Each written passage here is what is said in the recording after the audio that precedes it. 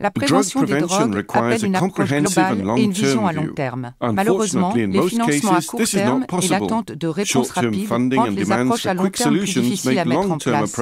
L'évaluation de la prévention devrait permettre le développement de normes de qualité et l'arrêt de pratiques manifestement inefficaces. La transposition d'activités de prévention d'un pays à d'autres pays s'est avérée non seulement faisable, mais aussi utile. De même, la coopération intersectorielle peut, elle aussi, produire des résultats significatifs.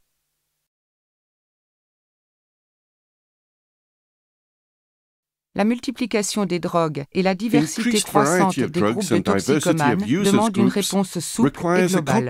La coopération effective entre les services de répression, les services sociaux et les services de santé est la clé du succès dans le traitement des problèmes liés aux drogues. La prise en charge en matière de drogue s'appuie encore, dans une large mesure, sur les traditions et les croyances.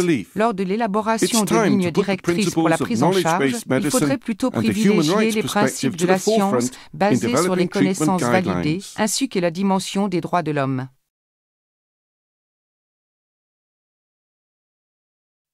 Les taux élevés de rechute témoignent de l'effet peu dissuasif des sanctions en matière de toxicomanie et de criminalité associée. Ce constat a mené au développement de mesures alternatives à la prison, en particulier en proposant des traitements sous quasi-contrainte. Comment apporter la preuve que la prise en charge peut faire la différence? Certaines études ont montré que le traitement permet une réduction importante des récidives et des infractions commises dans le but de trouver de l'argent. Il existe toujours des différences fondamentales entre les systèmes de santé et les systèmes de justice pénale en Europe. Le groupe Pompidou a été l'une des premières instances à prendre en compte la dimension éthique et les droits de l'homme dans les politiques de lutte contre les drogues. Il s'est intéressé à l'éthique et à la déontologie dans certaines approches actuelles. Il a ainsi fourni aux États membres des conseils sur la pratique des tests de dépistage de drogue à l'école et sur le lieu de travail. Il a également élaboré des recommandations sur les problèmes éthiques que posent les nouvelles méthodes de désensibilisation à l'attrait des drogues, notamment le vaccin contre la cocaïne, qui est actuellement en cours d'essai clinique dans plusieurs pays. Ces travaux fournissent des informations éclairées et fiables, destinées à aider les autorités nationales à prendre leurs décisions en connaissance de cause. Ils contribuent également à prévenir les atteintes aux droits fondamentaux lors de l'élaboration et de la mise en œuvre des outils d'intervention au niveau national. Les efforts pour développer plus de cohérence entre les politiques sur les drogues licites et celles sur les drogues illicites ont été examinés dans 17 États membres. Cette étude a permis de mieux comprendre les conséquences que peuvent avoir des approches contradictoires en matière de drogue et de substances psychoactives. Améliorer les échanges et la communication entre chercheurs et décideurs a été une priorité pour le groupe Pompidou ces dernières années. Cela reste une priorité reflétée dans de nombreuses activités. La collaboration avec la Société européenne de recherche en sociologie sur les drogues a apporté de nouveaux éclairages sur les liens entre élaboration des politiques, méthodes de recherche et modes de consommation de drogue. Comme outil pratique, le groupe Pompidou a mis en place un registre en ligne permettant de savoir qui fait quoi dans le domaine de la recherche sur les drogues en Europe.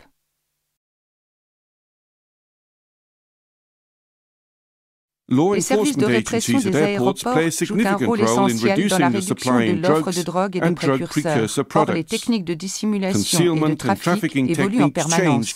L'échange d'informations au niveau mondial et le profilage des passagers sont des outils essentiels pour améliorer l'efficacité des réponses au trafic. Il est nécessaire également de se tenir en permanence informé de l'évolution des méthodes criminelles employées dans les aéroports. Ainsi, le personnel des aéroports peut être impliqué. Le groupe Pompidou se penche aussi sur l'utilisation accrue de petits aéronefs et de terrains d'aviation secondaires par les trafiquants. La formation pilote 2010 du groupe Pompidou a permis d'établir des liens entre politique, recherche et pratique en formant des dirigeants de politique de drogue. Ce modèle de formation unique a apporté un savoir-faire et contribué au renforcement des capacités. Cela représente une contribution importante à l'amélioration de la mise en œuvre des politiques de drogue. Les participants ont examiné les obstacles, les ouvertures possibles et les pistes pour améliorer la mise en œuvre de ces politiques. Les experts ont apporté des outils et des conseils pour la mise en application pratique.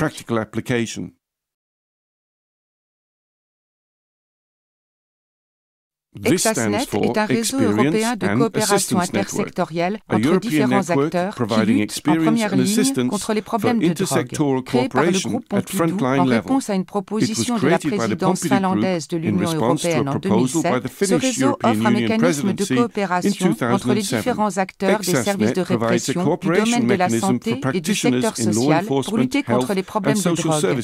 Il a permis de créer un partenariat sur l'expérience de terrain à travers l'Europe.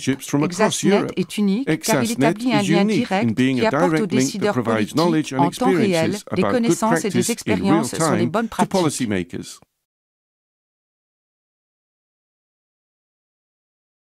La capacité du groupe Pompidou à faciliter le dialogue entre l'Europe et ses régions voisines par la coopération se traduit également à travers le réseau méditerranéen de coopération sur les drogues et les addictions. Mednet.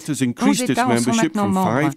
Outre les activités très diverses de formation et de renforcement des capacités, une étude de faisabilité sur la création de centres d'observation a été menée. Des enquêtes dans le milieu scolaire ont été organisées et une première conférence de haut niveau a été tenue.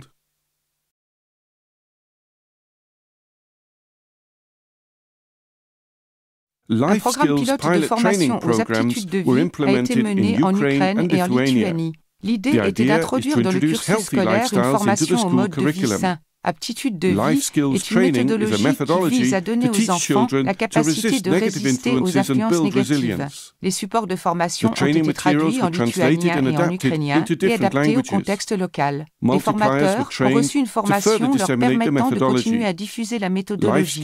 Les programmes reposant sur les aptitudes de vie sont aujourd'hui reconnus comme l'une des méthodologies les plus efficaces en matière de prévention.